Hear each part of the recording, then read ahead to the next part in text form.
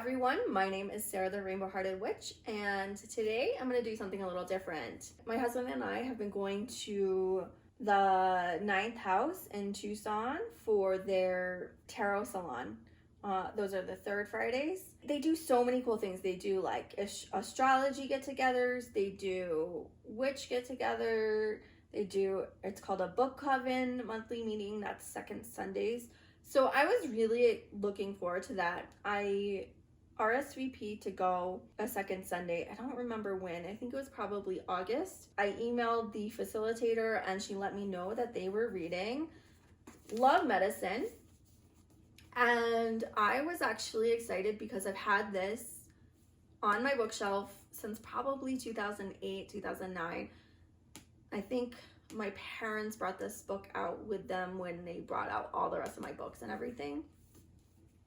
Pretty sure I picked this up used, or else I bought it like in the bargain bin or something from Borders Books and Music before they went out of business.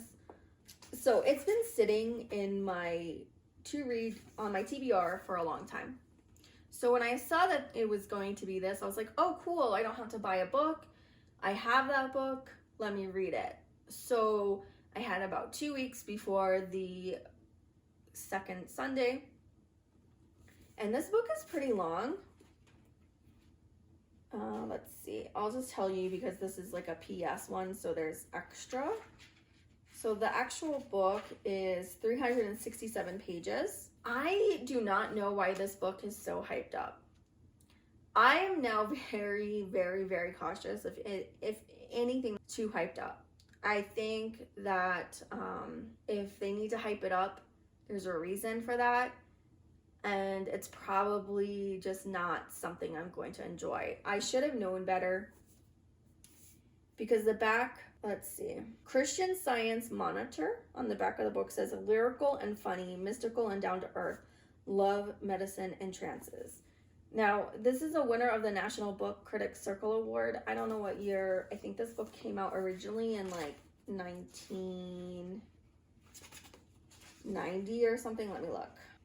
First Harper Perennial Edition, published 1993. First Harper Flamingo Edition, published 1998. Reissued in Perennial 2001. And then it was reissued again in 2005. I did not read novels for a long time, especially after graduating college. I'd had enough of novels. I read a lot of actually nonfiction and of course books on the occult. That was really where my interest lied. The occult, Reiki, tarot, energy healing. That was my interest from mid-20s to say early 30s. The first book I picked up that got me back into reading novels was another hyped up book, which is amazing that I picked it up because I remember seeing it and being like, ugh, just so annoyed that it was like everywhere, all over Barnes and Nobles, all over, booktube, everywhere. And that was The Night Circus. And that book, once I finally picked it up, it had been out for a few years. I bought it and I read that. I read that book in probably maybe a week. I don't know. I don't remember. I wasn't on Goodreads yet. I wasn't on booktube yet. I wasn't keeping track of my books. But The Night Circus was well worth the acclaim and the hoopla that was surrounding it. I love that book. That became one of my favorite books, and I really got into urban fantasy and magical realism after reading that book. It got me back into reading novels and reading for fun, not just for knowledge. I still like to read for knowledge, and I'm so excited, you guys.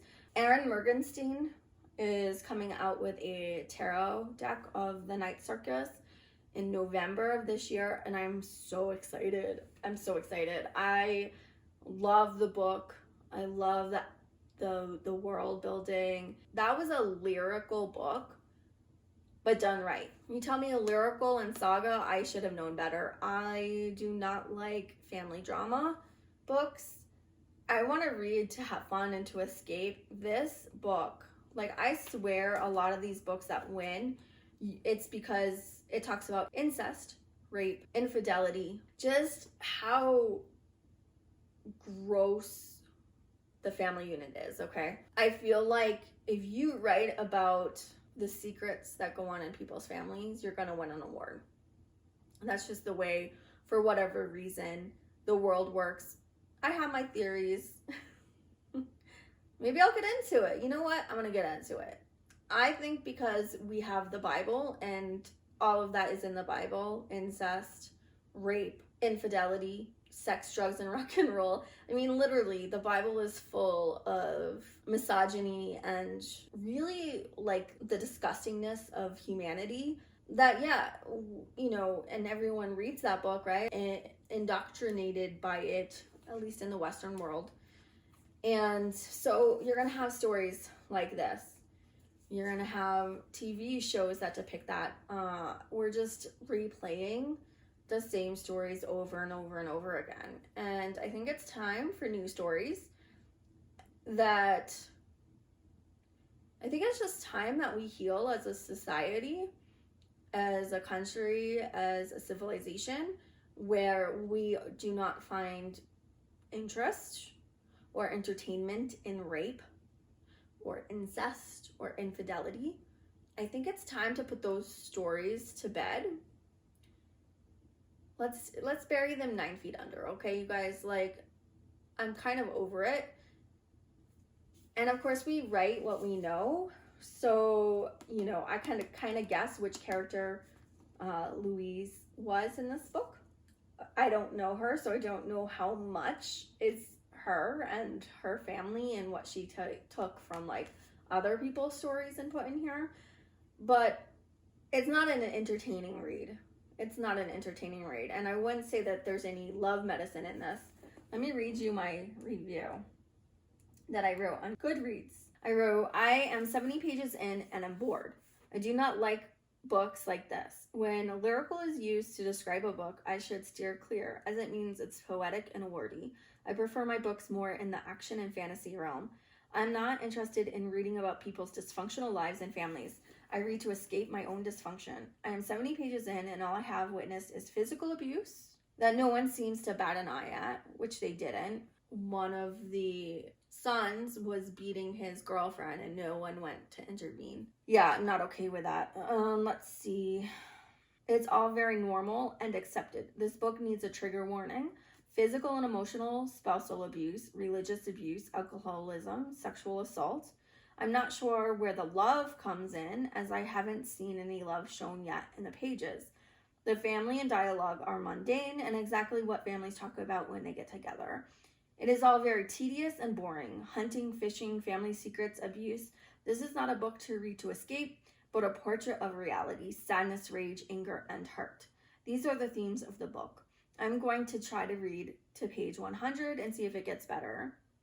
I kept reading since I was reading this for a book club. Around page 82, I got into the family drama. Erdrich captures the complicated lives of adults very well. People are not perfect and are flawed, but love their families. Marie Capshaw and Lulu Lamartine were the characters to tie the saga together. I wish that the book started with them rather than Jean. I really did not like Jean at all. Page 232 was the only chapter that discusses love medicine and the only chapter that I truly enjoyed. Lipshaw tied the story together and brought home the welcome ending. I was very happy to end this book. The skill of the writing was 4 out of 4. The story was a 2 out of 4. The drama was off the charts, and this was not the book I thought it was. I am not a fan of poetic writing, and this book was full of that. I also couldn't stand the way that Erdrich described her characters. I can't put my finger on it, but I didn't like it. This book is for you if you love drama, flowery, long-winded descriptions, and sagas. If I had done my research and it didn't just go off the hype, I would have never bought the book. I will go to my book club, see what the others got from this book, and donate the book. Maybe someone will find the beauty in it. So I did not make it to the book club. 9:30 in the morning to get to Tucson. By 11, yeah, I wasn't feeling it. I'm not a morning person. If I'm going to go somewhere like on a day trip and it's going to be for all day and I'm going to go like someplace I've never been before, I'll get up early, but just for a book club, and especially a book I didn't really enjoy, I was like, you know what, I can still do a book review and see how that goes. I started reading The Sentence. Can't remember if it was this year or last year by her, and it was really good. I enjoyed it, but I just got busy with packing and moving that I put the book down, and I was like, I'm not going to be able to finish it.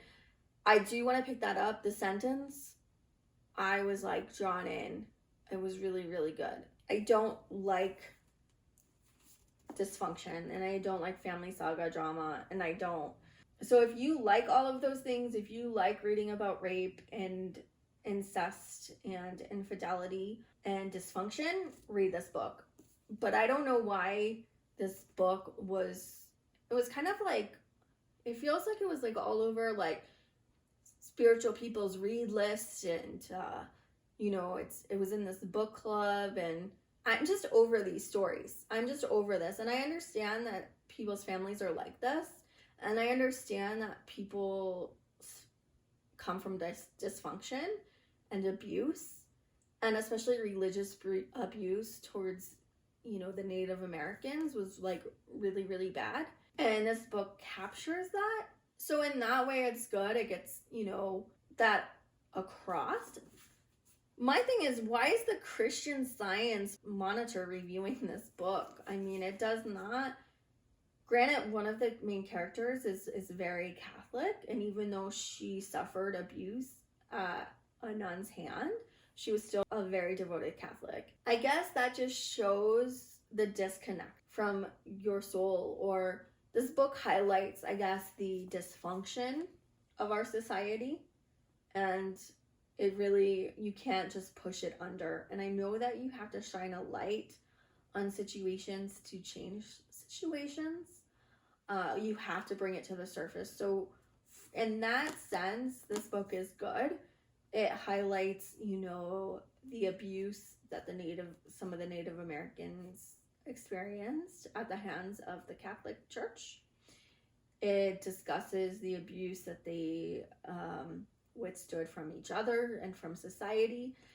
And so highlighting that, yes, that's important, and we need that, and we need voices like this, and we need books like this.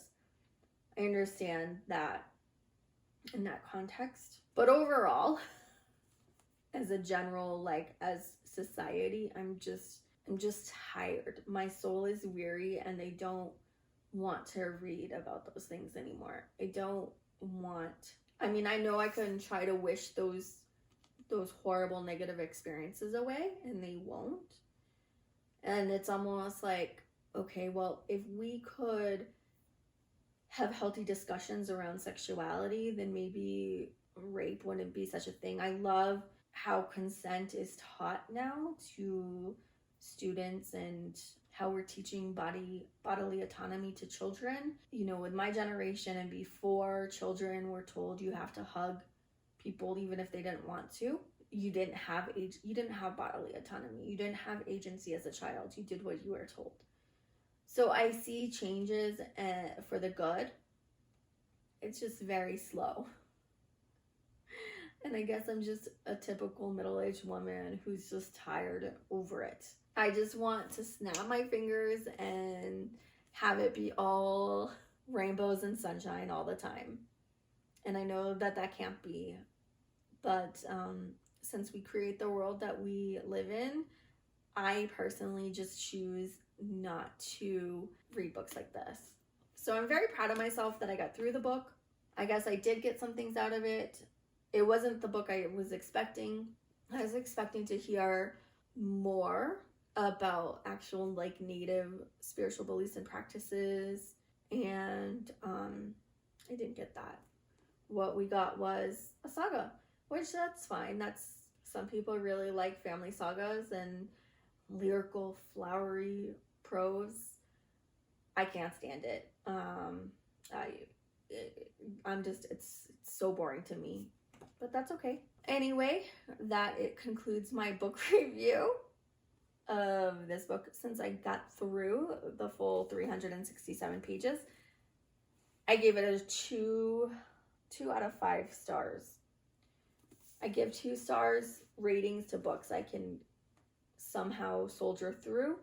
If I don't finish the book, it gets a 1-star review. So this one gets a 2-star rating from me.